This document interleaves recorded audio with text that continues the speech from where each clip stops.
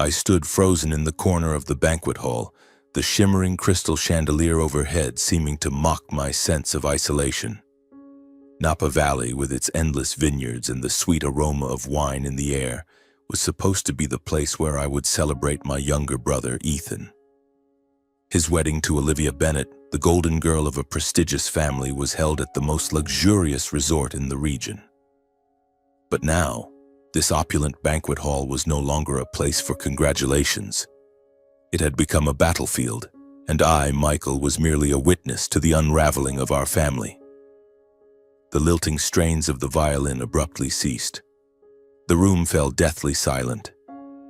Hundreds of guests, clad in expensive tuxedos and sparkling evening gowns, turned their eyes to the center of the hall.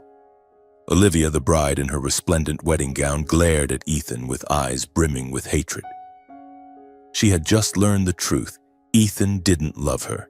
He only wanted her family's wealth. Slowly, she removed her wedding ring and flung it to the floor. The faint but sharp sound of metal striking wood echoed through the room like a death knell for a marriage that had never truly begun. I am Michael, 35 years old, a software engineer living in Chicago with a small apartment and a simple life. That day was a significant one. I wore a navy blue suit with a carefully knotted silk tie. I drove through the winding roads of Napa Valley, the late afternoon sunlight glinting off the endless vineyards. The scent of dry grass and ripe grapes mingled in the air, a reminder that I was in a place meant for extravagant dreams. But in my heart, there was only a heavy feeling. I had come to attend the wedding of Ethan, my younger brother, to Olivia Bennett, the golden girl of the region's most prestigious family. I wanted to bless him, to be the devoted older brother I had always been. But deep down, I knew I was stepping into a world where I didn't belong.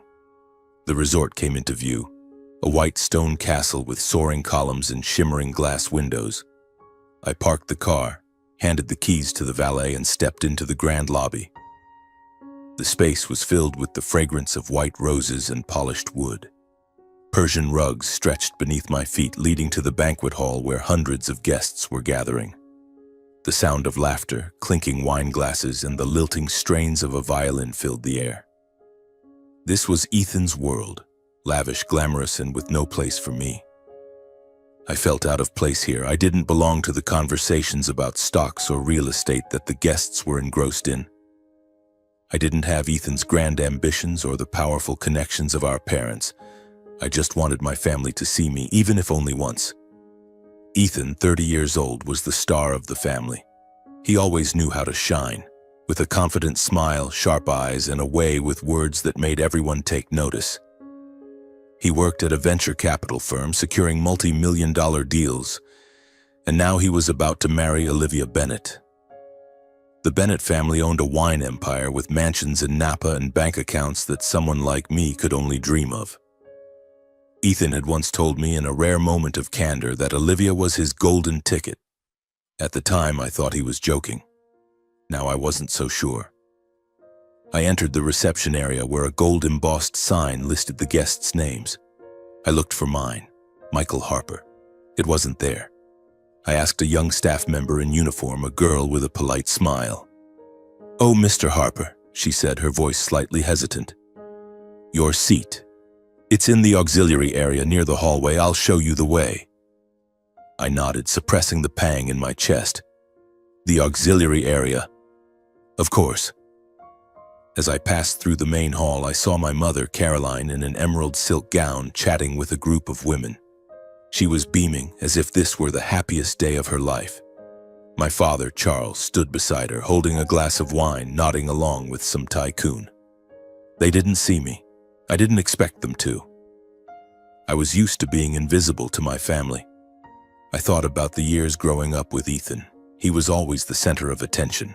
The spoiled younger brother, praised for everything from his grades to the way he played soccer. I, on the other hand, was the reliable one. My mother once said she never had to worry about me because I always knew how to manage. But the truth was, I didn't want to manage alone. I wanted to be seen, to be loved, the way they loved Ethan. When I reached the auxiliary area, I saw a few small tables pushed against the wall near the coat check. No fresh flowers, no candles, just plain white tablecloths. I sat down looking into the main hall through a glass door. There, Ethan was shaking hands with guests, his smile radiant as the sun. Olivia stood beside him, her wedding gown sparkling, her eyes gentle yet sharp. They were the perfect picture, and I was a blur outside the frame. I told myself not to care. I was here for Ethan, for the family. But as I looked at the lavish tables in the main hall adorned with white roses and crystal chandeliers, I couldn't stop the aching feeling. I had hoped, even if just this once, that my family would see me as part of them. But today, like every other day, I was just an outsider. I sat at the small table, my fingers tracing the edge of the tablecloth, trying to focus on the glass of water in front of me. The sound of the violin from the main hall drifted over, mingling with the laughter and chatter of the crowd. Through the glass door, I saw my mother adjusting Olivia's shawl, her eyes tender as if she were looking at her own daughter. My father was patting Ethan on the shoulder, laughing heartily at some joke. They were a family, but I wasn't part of it. A server approached, placing a simple salad plate in front of me. I glanced toward the main hall, where appetizers were presented like works of art: lobster, caviar, and sparkling glasses of wine. I wasn't angry at the server, they were just doing their job. But the feeling of being pushed to the sidelines, as if I weren't worthy of what my family was enjoying, tightened my chest. I stood up, determined to find my mother. Maybe I could say something, even just a greeting. I entered the main hall, weaving through groups of guests engaged in lively conversation. The air was thick with the scent of expensive perfume and wine. I spotted my mother near the head table, adjusting a bouquet of roses. "Mom," I called, my voice soft but clear. She turned, the smile on her face fading. "Michael, there you are," she said, her tone light but lacking warmth. "Are you okay? I'm terribly busy taking care of Olivia and the guests." I nodded, swallowing the pang that rose within me.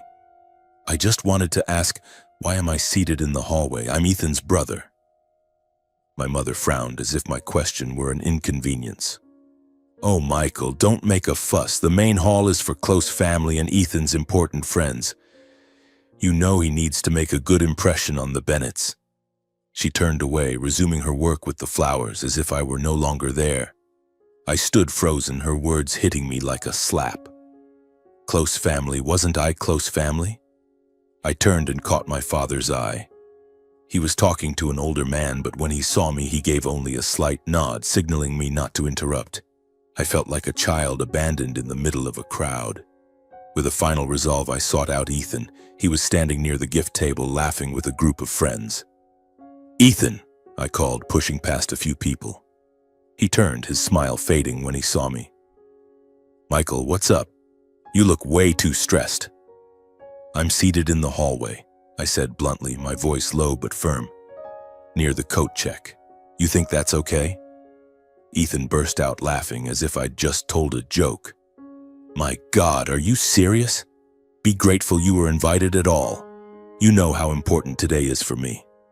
He clapped me on the shoulder, then turned back to his friends as if I were just a passing breeze. I stood there, humiliation crushing my chest.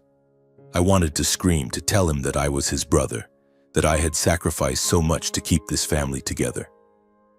But I said nothing. I returned to my table, sat down and stared out the window. The vineyards outside were still beautiful, but they couldn't soothe the bleeding wound inside me. I returned to the small table near the coat check, the light from the main hall filtering through the glass door, casting shimmering fragments onto the water glass in front of me. The laughter and violin music still echoed, but they felt distant, as if they belonged to a world I could never touch. I gazed outside, where the Napa Valley vineyards stretched under the glow of the sunset, and suddenly memories flooded back. Not joyful ones, not the evenings playing catch with Ethan or the times Mom baked cookies for us both. The memory that came was a deep, sharp, and painful cut. I remembered my 30th birthday 5 years ago. I had hoped even just a little that my family would remember. I didn't need a party or expensive gifts, just a dinner, a phone call, or even a hug.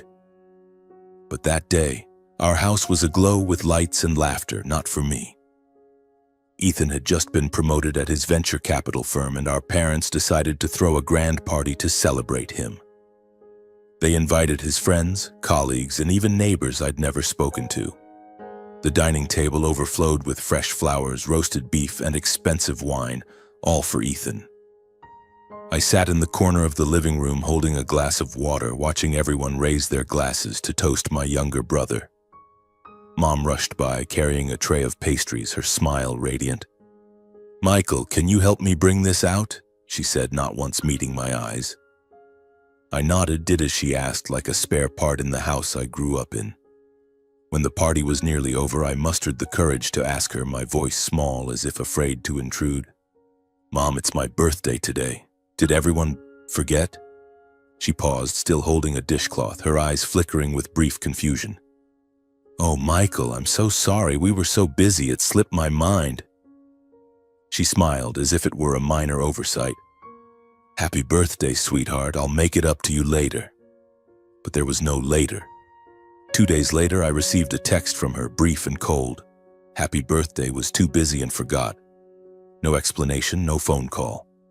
I texted back, trying to keep my tone light. "Mom, I'm a bit sad that no one remembered." She replied immediately, but each word felt like a knife. "Michael, don't be so sensitive. Ethan needs support. He's under a lot of pressure in his career. You're always stable. I don't worry about you." Stable. That word pierced my heart, leaving a wound that never healed. I was stable, so I didn't need to be loved. I was stable, so I didn't deserve to be remembered. That memory wasn't the first. When I graduated college, my parents arrived late because Ethan had a basketball game. When I got a promotion at my software company, they nodded briefly, then turned to brag about Ethan's latest $1 million deal. I was always in the background, the stable one who didn't need attention. But I wasn't stable. I was lonely, in my own family. I looked back at the banquet hall where Ethan was laughing with the guests. He was still the center of it all, as he had been for years. I wondered if he ever realized how much I had sacrificed. The times I stepped back, the times I stayed silent so he could shine. But today, sitting at this table, surrounded by the cold distance of my family, I knew the answer. He never noticed. And perhaps he never cared. I stood up, taking a deep breath. I didn't want to be here anymore. I didn't want to keep being Ethan's shadow or the family's afterthought. I would find him, say my final words, and leave. Napa Valley was beautiful, but it wasn't a place for me. I wove through the crowd in the banquet hall, dodging curious glances and polite smiles. The violin's lilting melody continued, but it couldn't drown out the pounding of my heart in my chest. I spotted Ethan near the gift table, laughing heartily with an older man, likely a business associate. His smile was radiant, confident, as if the entire world was in his grasp. I paused, took a deep breath, and approached. "Ethan," I called, my voice just loud enough for him to hear. He turned, his smile fading slightly when he saw me. "Michael, what's up now?" His tone was light, but I could hear the undercurrent of impatience. "I need to talk," I said, looking him straight in the eyes. "Privately." Ethan frowned but nodded, gesturing for me to follow. We left the main hall, stepping into a quiet corner near the hallway, where there were only a few velvet-upholstered chairs and a window overlooking the vineyards. The sunset bathed the space in golden light, but it did nothing to ease the heaviness inside me. "What's this about, man?" Ethan asked, crossing his arms, his tone slightly mocking. "Don't tell me you're still mad about the seating arrangement. Seriously?" I looked at him, the younger brother I had once loved and protected. But now I saw only a stranger. "I'm leaving, Ethan," I said, my voice hoarse but clear. "I don't belong here. I just want to say a few things before I go." Ethan scoffed, shaking his head. "Leaving? Are you kidding? This is my wedding, Michael. You can't just walk out because you feel hurt." He emphasized hurt as if it were a punchline. I didn't respond. I gazed out the window where the vineyard stretched like a promise of peace I'd never known. "Ethan," I continued, my voice slow and deliberate, Marrying Olivia is a big step. The Bennetts aren't like us. They have money, power, and expectations. If you want to fit in with them, you need to be sincere. Don't try to play games because they'll see through it. And Olivia, she's smart. She deserves respect. Ethan burst out laughing, the sound so loud it startled me. Sincere? Oh, Michael, you're so naive. I've got everything under control. Olivia loves me, her family trusts me. I know how to make them depend on me, especially Olivia. She'll think I'm the perfect husband, and when the time comes, the Bennett fortune will be mine. He smirked, his eyes glinting with smug satisfaction. Don't worry, big brother. I'm playing this game well. I was stunned, not by his plan. I'd suspected it for a while, but by the brazenness in his voice. He showed no remorse, no hesitation. Ethan, I said, my voice trembling with anger and pain, don't you see how wrong this is? Olivia loves you. She's not a pawn. Ethan shrugged. That's life, man. Smart people know how to win. You should learn that instead of sulking at some corner table. He clapped me on the shoulder, then turned to leave as if our conversation was nothing more than a minor annoyance. I stood there, watching his silhouette disappear into the banquet hall. In the quiet of the hallway, I caught the faint sound of footsteps. I turned and saw a figure slip by, white dress, hair pinned up. Olivia. My heart sank. Had she overheard? I wasn't sure, but the fleeting glance she cast, sharp and laced with suspicion, told me everything was about to change. I lingered in the corner of the hallway for a moment longer, the sunset outside the window casting a golden hue over the Napa Valley vineyards, but it couldn't calm the storm raging inside me. Ethan's words, smug, cold, and calculating, still echoed in my mind. The Bennett fortune will be mine. I wanted to believe he was just boasting, that he wasn't truly that heartless. But his eyes, devoid of remorse, had shattered any hope. I no longer recognized my brother. The soft click of high heels approaching pulled me from my thoughts. I turned to see Olivia standing there, her white wedding gown shimmering under the hallway lights. Her hair was elegantly pinned up, with a few loose curls framing her face, but her eyes no longer held the tenderness they had when she stood beside Ethan. They were sharp, filled with suspicion, and it made my heart sink. She had overheard, not everything, but enough to bring her to me. Michael, she said, her voice low but trembling slightly as if she were struggling to hold herself together. I need you to tell me the truth. What did Ethan say to you? About me, about my family? She stepped closer, her hands clenched, her gaze locked onto mine as if searching for the truth in every breath I took. I hesitated, not because I wanted to protect Ethan, he didn't deserve it, but because I was afraid. Afraid that speaking would destroy everything, that it would shatter my family, cold as they were to me, beyond repair. But when I looked into Olivia's eyes, I saw her pain. She wasn't just Ethan's bride, not just a Bennett heiress.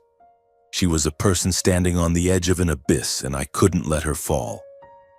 Olivia, I began, my voice hoarse, I don't want to hurt you, but you need to know. I took a deep breath, my gaze drifting to the vineyards for a flicker of courage. Ethan bragged that he'd make you emotionally dependent on him. He said he'd play the perfect husband to win your family's trust. And then, he wants the Bennett fortune. Olivia froze, her hands dropping to her sides. He said that? She asked, her voice barely a whisper. I nodded, guilt weighing heavily on me. I'm sorry, Olivia, I told him to be sincere, but he didn't listen. She turned away, staring out the window, her shoulders trembling slightly. I thought she might cry, but when she faced me again, her eyes were harder than ever. I need to be sure, she said, pulling her phone from a small beaded clutch attached to her gown.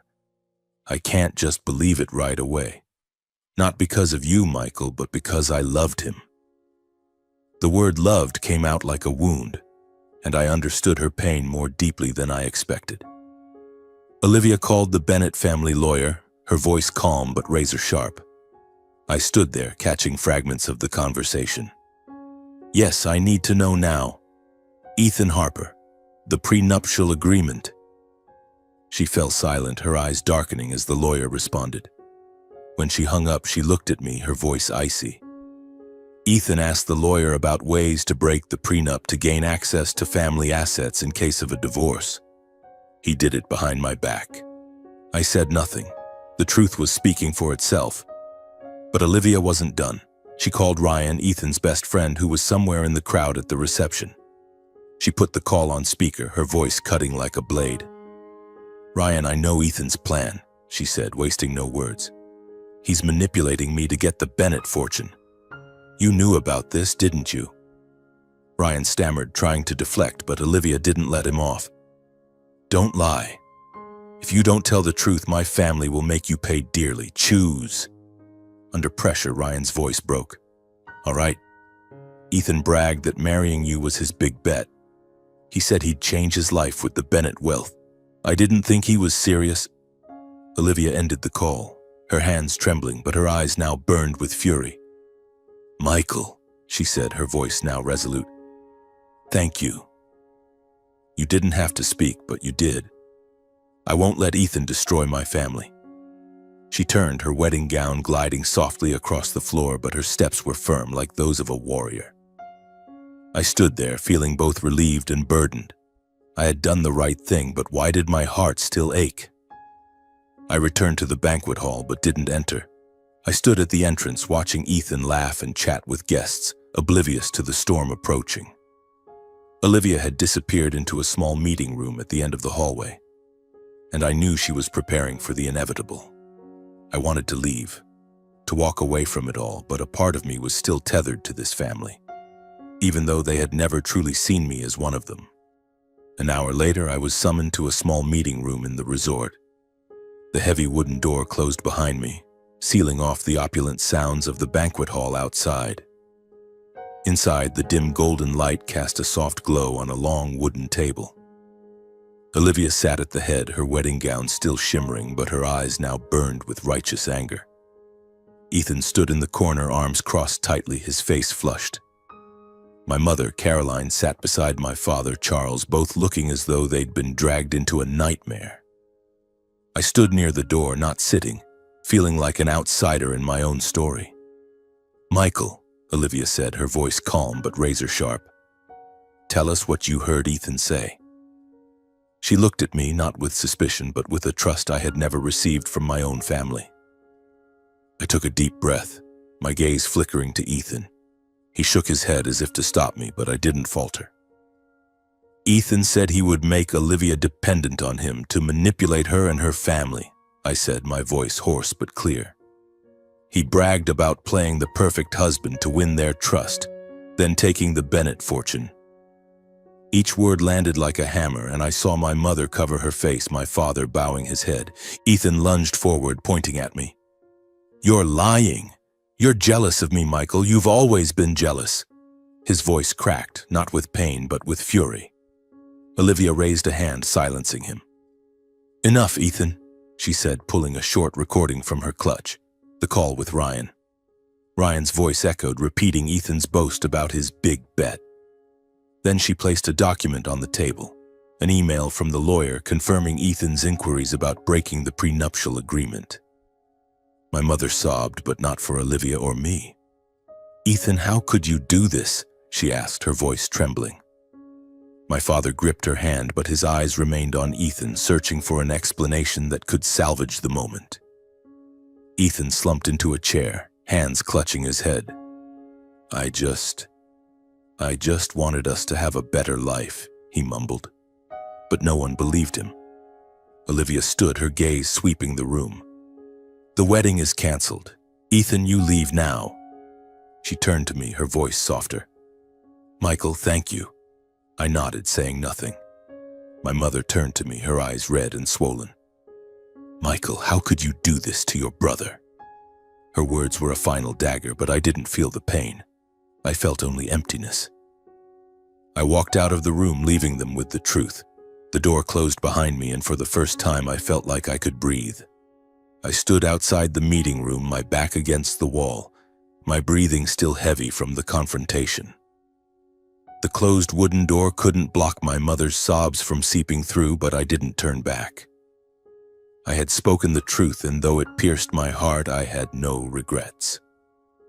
The banquet hall at the end of the hallway still glowed with chandelier light, the violin's melody lilting as if oblivious to the storm that had just erupted. But I knew it was coming. The meeting room door swung open. Ethan burst out, his face flushed, eyes wild. "I won't let it end like this," he shouted, his steps unsteady as he stormed toward the banquet hall. Olivia followed close behind, her wedding gown gliding softly but her strides resolute. My parents trailed silently, my mother covering her face, my father's head bowed like lost ghosts. I followed last, not wanting to dive deeper but my feet carrying me toward the shimmering light of the hall. Ethan shoved open the banquet hall doors, the wood slamming with a thud that startled the guests. The violin fell silent, a deathly hush blanketing the room. Hundreds of eyes, expensive tuxedos, glittering evening gowns, turned to him. "It's all lies," Ethan screamed, his voice breaking, pointing at Olivia. "She and Michael set me up. They're jealous of me, of us." He turned to the crowd, desperate for support, but met only cold stares. Olivia stepped onto the decorated platform where the 5-tiered wedding cake stood like a bitter mockery. She raised a hand, commanding silence. "I'm sorry for interrupting," she said, her voice low but resonant. "But you all deserve the truth." She looked directly at the crowd, her gaze unwavering. "Ethan Harper doesn't love me. He planned to manipulate me and seize my family's fortune. I have proof. From our lawyer, from his own words to his brother, and from his best friend." Olivia presented the evidence methodically before the entire gathering. The hall erupted in murmurs that grew into loud voices, shocked and disdainful gazes fixed on Ethan. I glanced at Olivia's parents, Mr. and Mrs. Bennett, seated at the head table. Edward Bennett, a tall man with silver hair, gripped his wife Lillian's hand tightly. His face was flushed, not with anger but with humiliation. I saw him squeeze Lillian's hand harder as if to keep her from breaking. Lillian, elegant in a lilac silk gown, covered her mouth, her eyes brimming with tears. "How dare he?" she whispered, her voice cracking loud enough for me to hear from a few meters away. "We welcomed him like our own." Edward bowed his head, his eyes reflecting deep disappointment, not just in Ethan but in himself for trusting him. The guests, members of the elite who knew the Bennetts, began to turn away. An older man, likely a business associate, shook his head and stood to leave. Others followed, the sound of shoes on the wooden floor like the drumbeat of Ethan's unraveling. He stood in the center of the hall, hands clutching his head, muttering, "No, no, no." But no one listened. The perfect image he'd crafted, the golden boy, the ideal husband, shattered like crystal on the floor. Olivia stepped down from the platform, her gaze lingering on Ethan one final time. "You chose this path," she said, then removed her wedding ring and flung it to the floor. The faint, sharp sound of metal striking wood rang out, like a death knell for a marriage that never began.